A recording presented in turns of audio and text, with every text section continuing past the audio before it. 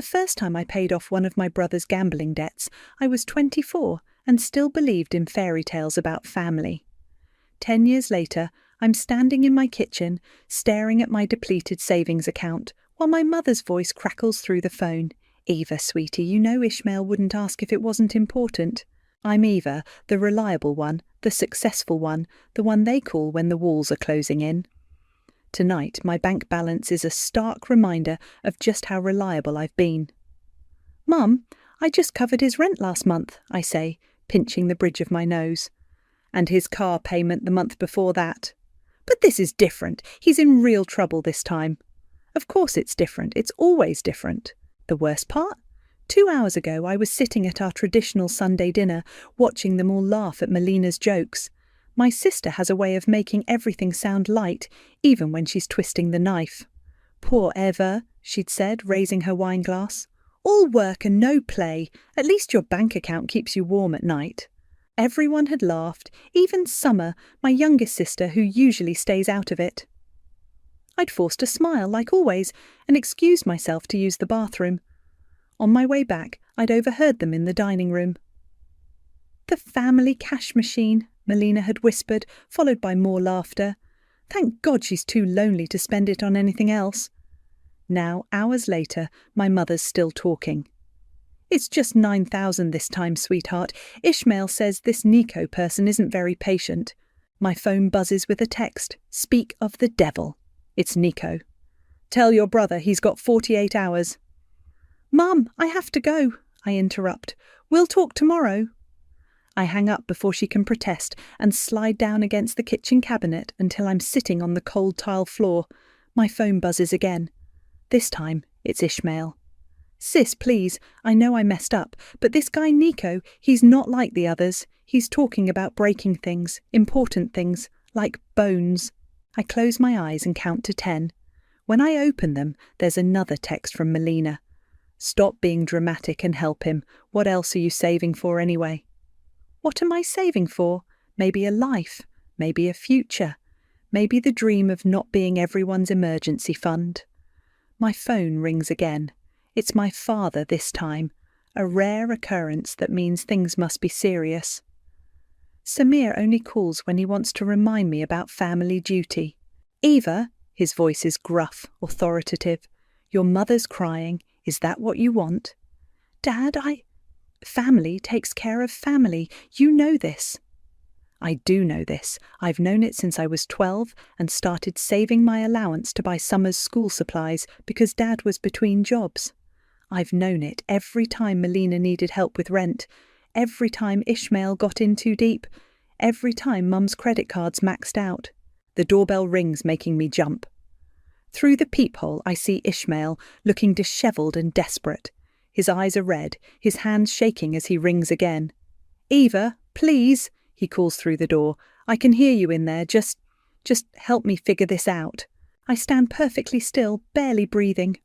On my phone, the banking app is still open, showing my savings account. 10 years of being the responsible one, of living below my means, of saying no to vacations and new clothes and any kind of life outside of work, all so I could be there when they needed me. The doorbell rings again, and again, and again. My phone lights up with a final text from Nico. "Time's running out. Hope your brother's got a good sister." I slide down the wall again, my chest tight with an emotion I can't quite name. Maybe it's anger, maybe it's grief, maybe it's the realization that fairy tales about family are just that, fairy tales. Tomorrow, I'll probably give in. I'll transfer the money, listen to their thanks, watch them forget about it by next Sunday's dinner. But right now, sitting here in my dark apartment while my brother rings the doorbell and my phone lights up with desperate pleas, I make myself a promise. This will be the last time. I've made this promise before, of course, but something feels different tonight. Maybe it's the echo of Melina's words. Family cash machine. Or maybe it's just that I'm finally tired enough to mean it. The doorbell stops ringing. In the sudden silence, I can hear Ishmael's footsteps retreating down the hallway. My phone buzzes one final time, a reminder about tomorrow's meeting with a potential client. Life goes on. At least, it does for everyone else. 3 weeks after the Nico incident, I'm standing in a crowded tech conference centre, pretending to be interested in cloud computing solutions. That's when I hear someone chuckle behind me. The look on your face suggests you'd rather be anywhere else. I turn to find a tall man in a well-fitted suit, his eyes crinkling with amusement. His name tag reads, Michael, Architecture Solutions Lead. That obvious? I ask, managing a small smile. Only to fellow sufferers. I'm Michael. Want to escape to the coffee station? Over mediocre conference coffee, Michael tells me about his work designing sustainable buildings, and for the first time in weeks, I feel myself relaxing. He has this way of listening that makes you feel heard, really heard. So, Eva, he says, what brings you to this thrilling event? Looking for new project management software for my team, though honestly, I'm mostly hiding from my phone. Bad breakup? I laugh. Bad family. They're complicated. Aren't they all? He pauses, then adds, Hey, there's this amazing Italian place around the corner. Their pasta could make you forget any family drama. What do you say? I should say no. I have 3 missed calls from Ishmael and a text from Mum about urgent family matters. But Michael's smile is genuine, and for once, I want something for myself. Lead the way. The restaurant is small and warm, with red checkered tablecloths and candles in wine bottles. Michael orders wine and talks about his sister Stacy, who sounds refreshingly normal. She's actually having a barbecue this weekend, he says. Would you like to come? My phone buzzes. Melina. Mum's crying because you won't answer. Hope you're proud of yourself. I turn my phone face down. I'd love to. The barbecue is nothing like my family gatherings. Stacy greets me with a genuine hug. Her kids run around playing tag instead of asking for money, and nobody makes passive-aggressive comments about my life choices. So you're the famous Eva, Stacy says, handing me a beer. Michael hasn't shut up about you all week. Stacy, Michael groans, but he's smiling. What? It's cute. You're like a teenager with a crush. As weeks turn into months, Michael becomes my sanctuary. We spend weekends exploring the city, finding hidden architectural gems, and talking about everything and nothing. He tells me about losing his father young, about building his company from scratch. I tell him about my work, my dreams of travelling, my love of photography. But I don't tell him about the money, about being the family ATM, about the growing stack of urgent texts I've been ignoring. 6 months in, Michael takes me to dinner at that same Italian restaurant where we had our first date. Move in with me, he says over tiramisu. My place is closer to your office and I hate waking up without you. My phone vibrates. Mum again. Ishmael needs $9,000 by Friday or he's in serious trouble. This is urgent, Eva. I look at Michael, kind, successful, drama-free Michael, and feel shame burn in my chest. He deserves to know what he's getting into. There's something I need to tell you first, I start, but he cuts me off. Whatever it is, we'll figure it out together. That's what partners do. Partners. The word makes my throat tight. I need you to know that my family is complicated. He reaches across the table, takes my hand. Eva, I love you. Complicated family and all. My phone buzzes again. This time it's Summer. Eva, please, he really messed up this time. Michael squeezes my hand. Everything okay? I should tell him. About the money, the manipulation, the endless demands, about how my savings account is a fraction of what it should be, because I can't say no to them. Instead, I squeeze back and say, everything's perfect. Later that night, lying in bed at Michael's place, our place now, I suppose, I stare at the ceiling while he sleeps peacefully beside me. My phone lights up one last time. Mom, if you don't help your brother, whatever happens is on your hands. I raised you better than this. I turn off my phone completely, curl into Michael's warmth, and try to believe that I deserve this happiness, that I can have this new life without the weight of my family's expectations. But as I drift off to sleep, I can't shake the feeling that everything's about to change. Because that's the thing about family secrets. They never stay buried forever, and mine are about to come crashing down around me. Michael proposes on a misty morning by the lake, down on one knee with a vintage ring that belonged to his grandmother. It's perfect. Simple, sincere, just like him. I say yes through tears, finally believing I deserve this happiness. "We should tell your family in person," he says later as we're driving home. "Have them over for dinner?" My stomach tightens, but I nod. They'll want to celebrate. They arrive at our apartment that evening in unusually high spirits. Even Melina is beaming, pulling me into a tight hug. "Look at you," she gushes, examining my ring, finally joining the grown-up world. Mum can't stop crying, dabbing at her eyes with a tissue. My baby girl, getting married to such a successful man. I catch the emphasis on successful, but force a smile. Michael's in the kitchen, preparing his signature lasagna, while I pour wine and try to keep the conversation light. "Eva, you're glowing," Melina says, touching my cheek. "Marriage suits you already, and Michael, well, you certainly picked a winner." Summer nods enthusiastically. "His place is gorgeous. You're so lucky, sis." The evening flows surprisingly well. No one mentions money or Ishmael's troubles. Even Dad, who showed up late, seems genuinely happy for me. During dessert, my phone rings. It's work. "Sorry," I say, standing. "I have to take this. It's about the Singapore project." I step into the hallway, leaving everyone chatting over tiramisu. The call is quick, just a scheduling issue. But as I'm heading back, I hear voices from the dining room. I pause, an old habit from years of eavesdropping, to gauge my family's true feelings. "It's about time she landed someone wealthy," Melina's saying, her voice low but clear. God knows she's been hoarding her money long enough. "Shh," Mum whispers, but she's laughing. "Though you're right, maybe now she'll stop being so stingy with family." "Please," Melina snorts. "Now that she's got a rich fiancé, tapping her will be so much easier. Michael seems like the type who'd want to help family." "We should wait, though," Mum adds. "Let them get married first, then we can bring up Ishmael's situation."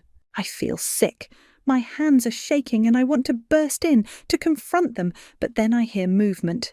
Michael appears in the hallway, his face unreadable. How long has he been standing there? Our eyes meet. He heard everything. I open my mouth, but he shakes his head slightly and walks past me back to the dining room. His voice is perfectly normal as he offers everyone coffee, but I can feel the shift in him. The rest of the evening passes in a blur. My family leaves with hugs and kisses, Mum already talking about wedding venues and guest lists. Melina squeezes my arm and whispers, "We'll go dress shopping soon, little sister." After they're gone, Michael and I clean up in silence. I'm waiting for him to speak, to ask questions, to judge me.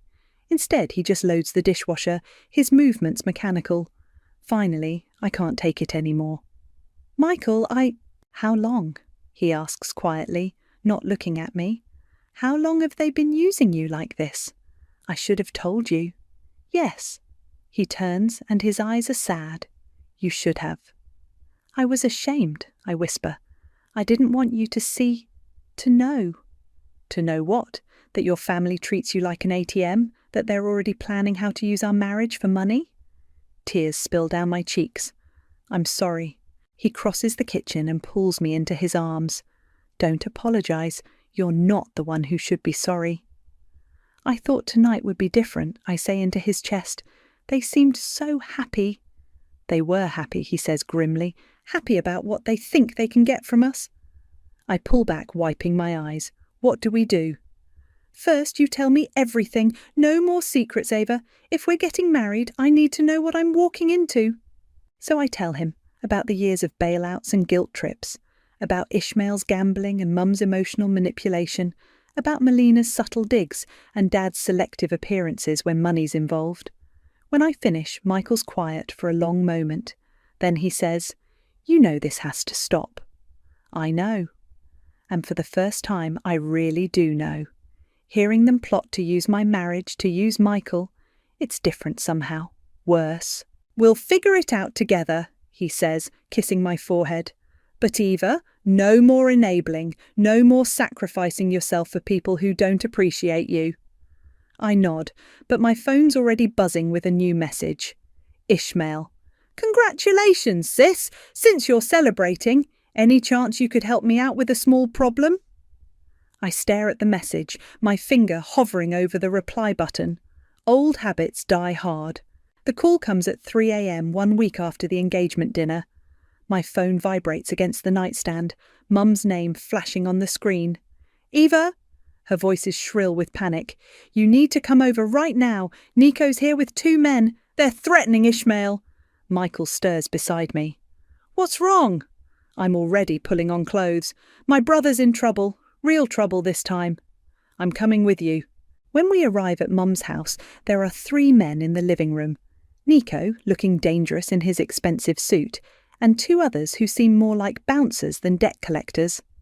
Ishmael sits on the couch, head in his hands. Mum's pacing, and Dad, who must have been called too, stands by the window, jaw clenched. Well, well, Nico says, smiling without warmth. The successful sister arrives. How much? I ask. 50,000. The room goes quiet. Even Mum stops pacing.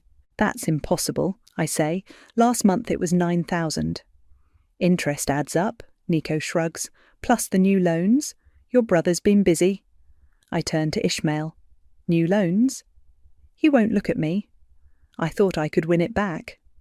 You have 24 hours, Nico says, checking his watch, or we start breaking things, starting with your brother's fingers. After they leave, the screaming starts. You have to help him, Mum grabs my arm. He's your brother. I don't have that kind of money anymore, I say. I've given him everything. What about Michael? Dad suggests, speaking for the first time. Surely your fiancé could. Don't. Michael's voice cuts through the room like ice. Don't even finish that sentence.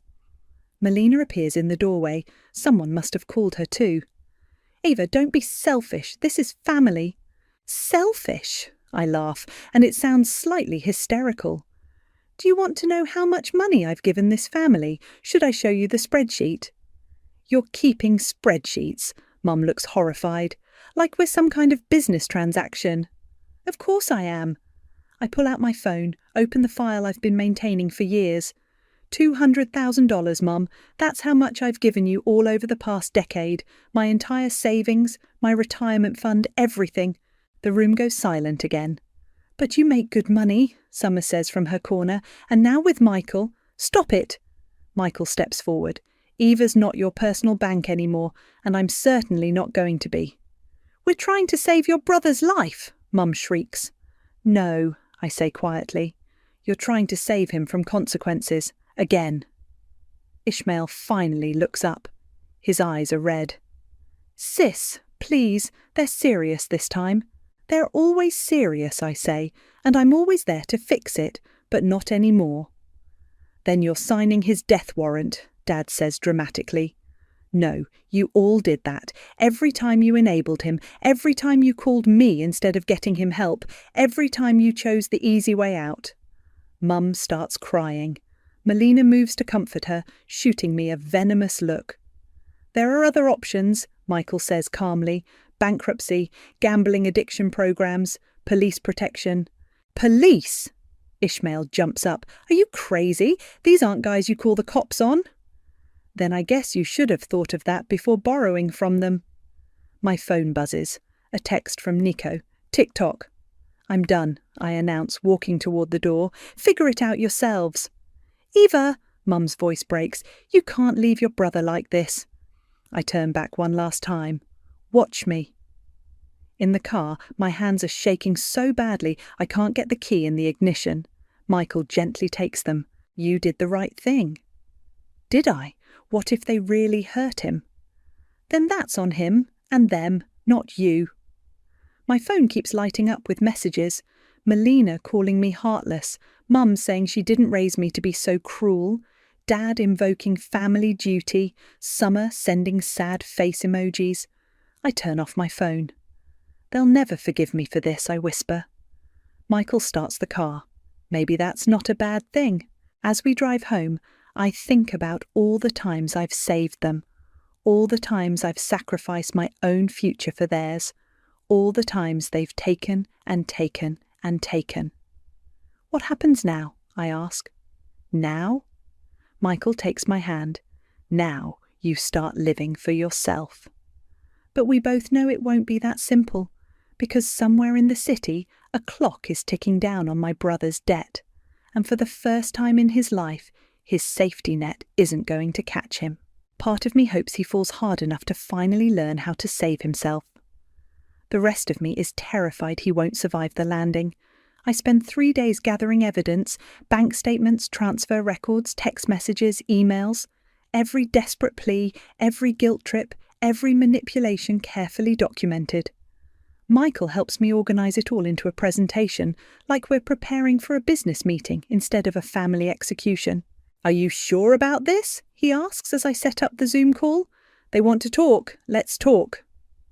One by one, their faces appear on screen. Mum, looking martyred.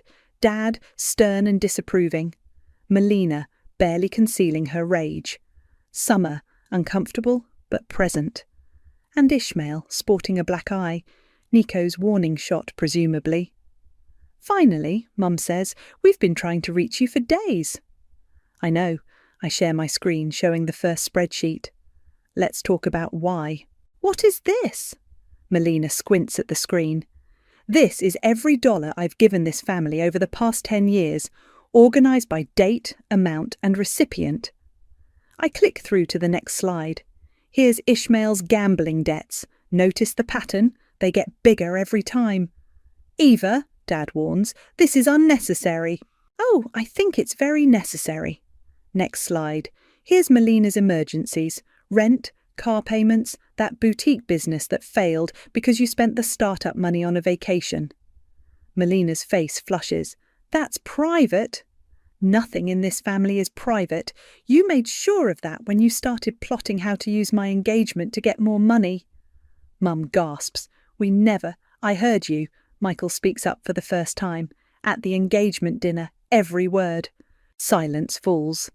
I continue through the slides, methodically exposing every loan, every manipulation, every broken promise to pay back just this once. $200,000, I say finally. That's what I've given you. My entire savings, my future, my security. "We're family," Mum pleads. "Family helps family." "No, Mum. Family supports each other. Family builds each other up. Family doesn't treat one member like an ATM while mocking them behind their back." "Is that what this is about?" Melina sneers. "Your feelings got hurt?" "This is about consequences. Ishmael needs rehab, not another bailout. You need to learn to live within your means, and Mum, you need to stop enabling everyone's worst instincts." "Please," Ishmael speaks up, touching his black eye, "they're going to kill me." "There are programs," Michael says, "gambling addiction support groups, debt counselling, witness protection if necessary. We've researched them all." "We don't need programs," Dad scoffs. "We need you to step up and help your brother." "No, the word feels like freedom. We're done." "Done?" Mum's voice rises. "What does that mean, done?" "It means I'm cutting you all off. No more money, no more rescues, no more guilt trips." "You can't do this," Melina shouts. "We're your family." "Not anymore." Mum starts crying. Dad begins lecturing about duty. Melina screams about betrayal. I let them. Their words have no power anymore. "I've transferred all the documentation to a lawyer," I continue calmly. "If any of you try to contact me or Michael for money again, she'll file harassment charges." "You'd send your own brother to jail?" Summer asks, finally speaking. "No, I'm letting him face the consequences of his actions. There's a difference." "You bitch," Melina spits. "You think you're better than us?" "No, I think I'm done being worse than I am because of you." Ishmael starts begging. Mum's sobs get louder. Dad quotes scripture about family loyalty. I wait until they run out of steam. I'm sending each of you a final email with resources for financial counselling and addiction support. What you do with it is up to you. But this? I gesture at the screen. This is the last time we'll speak. You'll regret this, Mum says, her tears suddenly dry. When you need us. I haven't needed you in years, Mum. I just wanted you. There's a difference. I end the call mid-protest. The silence that follows feels like a thunderclap. Michael pulls me close as I start shaking. You did it! I did it! My voice breaks. Oh God, I really did it! My phone starts buzzing immediately. Texts, calls, emails. I block each number methodically, like pulling weeds from a garden. What now, I ask? Now we change our numbers. Move if we have to. Start fresh. They'll never forgive me. No, he agrees, but maybe someday you'll forgive yourself for letting them go. I look at my phone one last time before turning it off completely. There's a final text from Mum. You'll always be our cash machine, Eva. Don't forget that. I delete it, along with every other trace of them. Sometimes burning bridges isn't about revenge. Sometimes it's about survival. The fallout comes in waves. First, there's the social media assault. Melina leads the charge with vague Facebook posts about toxic family members and money-changing people. Mum joins in with prayer requests for lost daughters who've forgotten their roots. I delete my accounts. Then come the flying monkeys, distant relatives, family friends, even my old high school teacher, all reaching out to understand what's going on. Your mother's heartbroken, my aunt says over the phone. She's not eating. I'm sure she told you that, I reply, then block her number. Michael's sister Stacy becomes my unexpected ally. They're trying to add me on Facebook, she tells me over coffee. I blocked them all, the nerve of these people. 3 weeks after the Zoom call, Summer shows up at my office. She's the only one who knows where I work. Just hear me out, she says, sliding into the chair across from my desk. Things are bad, Eva, really bad. I'm not giving anyone money. It's not about money, well, not directly. She fidgets with her sleeve. Ishmael's missing, Mum's having panic attacks, Dad's drinking again. And. She looks shocked. They're falling apart. They've been falling apart for years, Summer. I just stopped holding the pieces together. How can you be so cold? How can you still be so blind? She leaves in tears. I go back to work, ignoring the trembling in my hands. That night, Michael finds me on our balcony, staring at nothing. Rough day? Summer came by. He sits beside me. Want to talk about it? Want to get married next month instead of waiting? He blinks. That's quite a change of subject. I don't want them to have time to plan anything. No big ceremony, no family drama. Just us, Stacy, and a justice of the peace. Okay, he says simply. Let's do it. But the universe has other plans. Walking home from dinner a week later, I see Ishmael sitting on our building's steps. He looks terrible, unwashed, unshaven, desperate. Don't run, he calls out as I freeze. Please, Eva, 5 minutes. Michael steps forward protectively, but I touch his arm. Wait here. I approach my brother, staying out of reach. You look awful. Yeah, well, being beaten by loan sharks will do that. He tries to smile, but his split lip makes it a grimace. I'm not here for money. Then why are you here? To say you were right about everything. He runs a shaking hand through his dirty hair. I hit rock bottom, sis. Lost everything, even pawned Mum's jewellery. Rehab's still an option. I know. That's actually why I came. He pulls out a crumpled paper, the resource list I'd sent. This place you recommended, they have a scholarship program. I applied. Good. They accepted me. His voice cracks. I start tomorrow, 90 days inpatient. Something in my chest loosens slightly. I'm glad. I'm not asking you to forgive me, or trust me, or even talk to me again. He stands slowly, wincing. I just wanted you to know. You were right to cut us off, to cut me off. Maybe if you'd done it sooner. Maybe, I agree. Anyway, I should go. Got a bus to catch.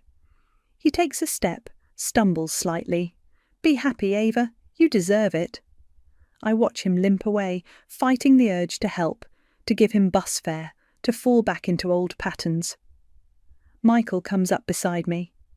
You okay? No, I admit, but I will be. That night I get an email from Summer.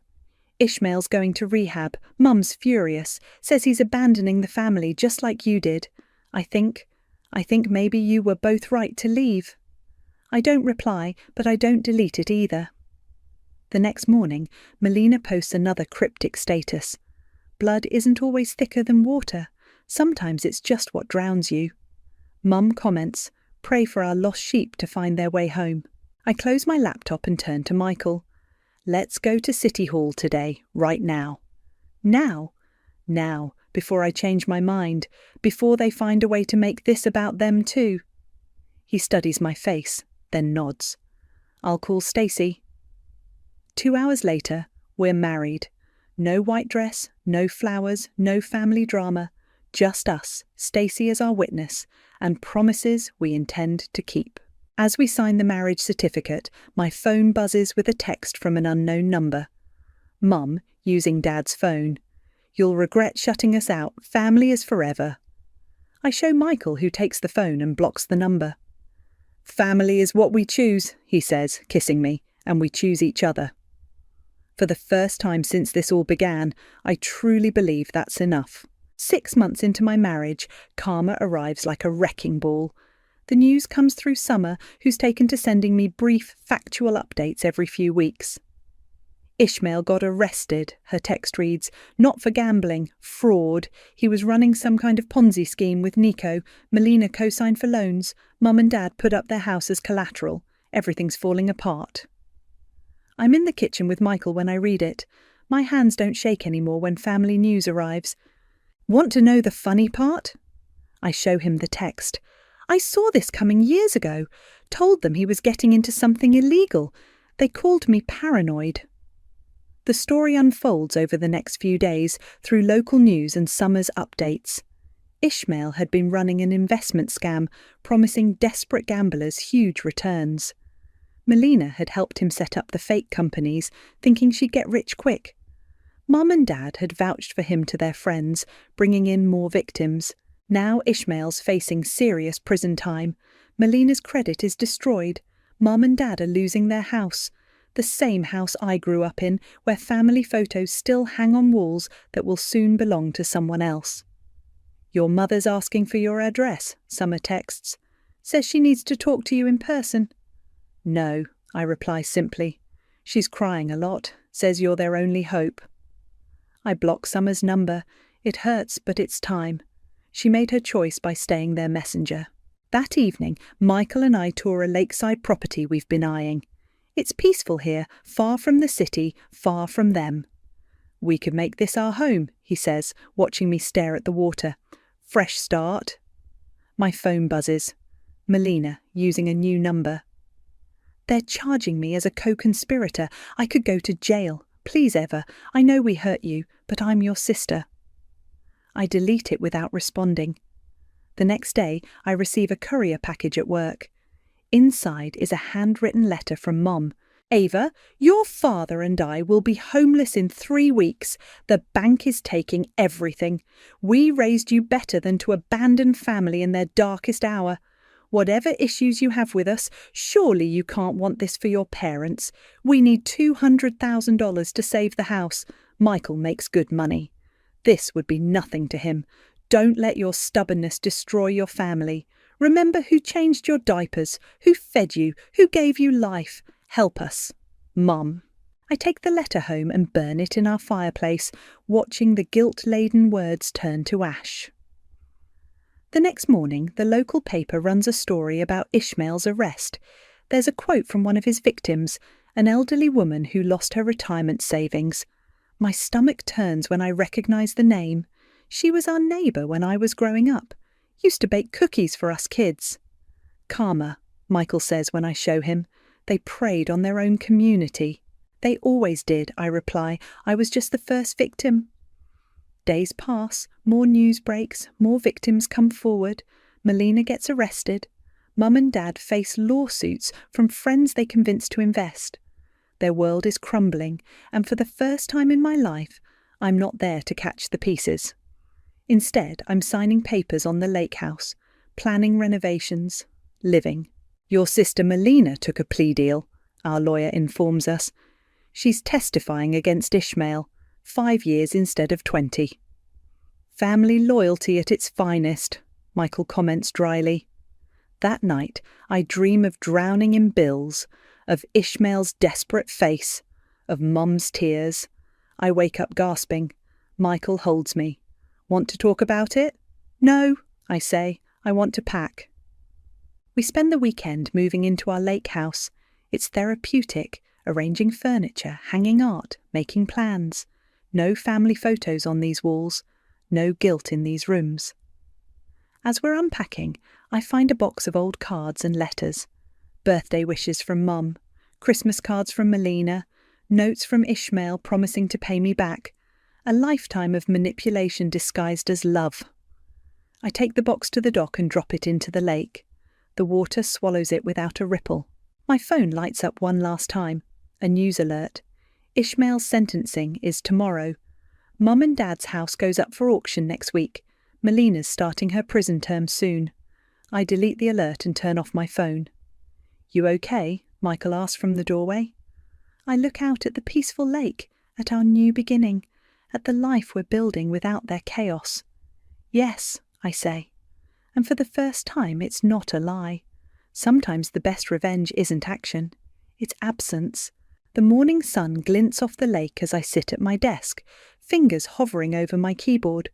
Michael's still asleep upstairs, and the house is quiet except for the gentle lapping of waves against our dock.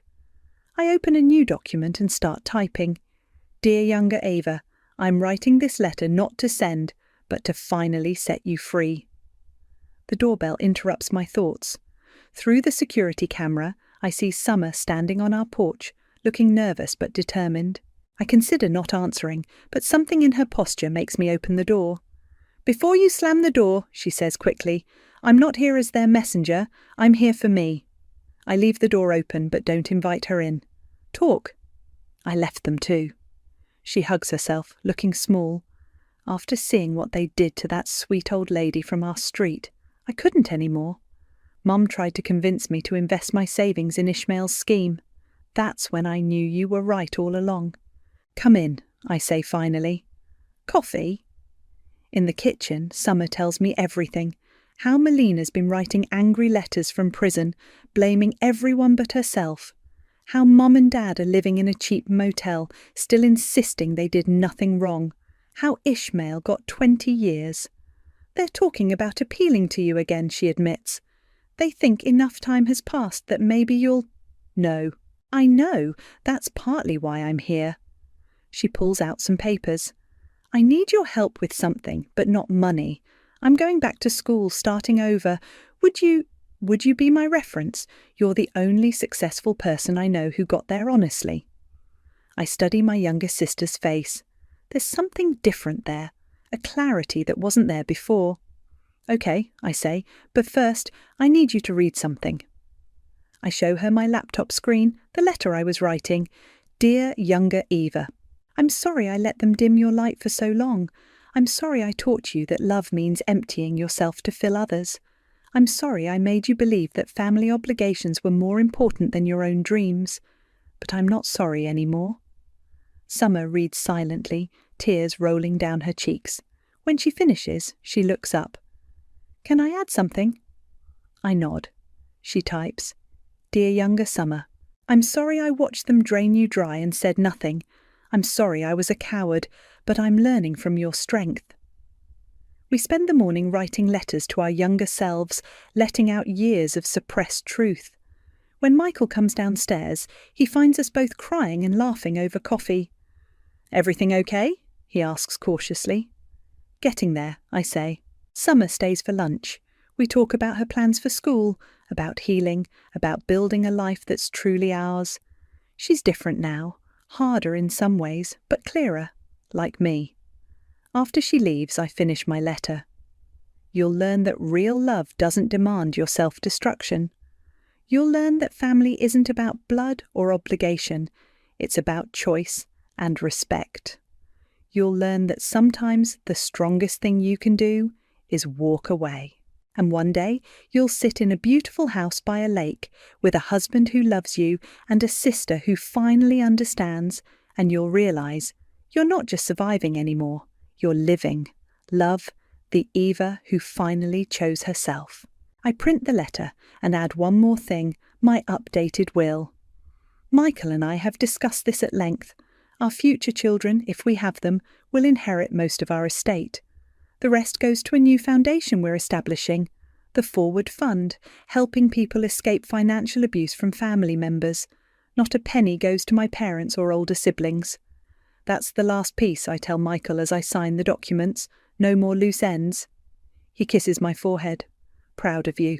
My phone buzzes. A text from Summer.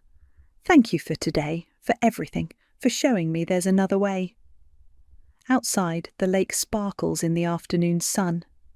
I think about Mum and Dad in their motel room, about Melina in her prison cell, about Ishmael facing 2 decades behind bars. I think about karma and justice and peace. I close my laptop, take Michael's hand, and walk out to our dock. The water is calm, reflecting the sky like a mirror.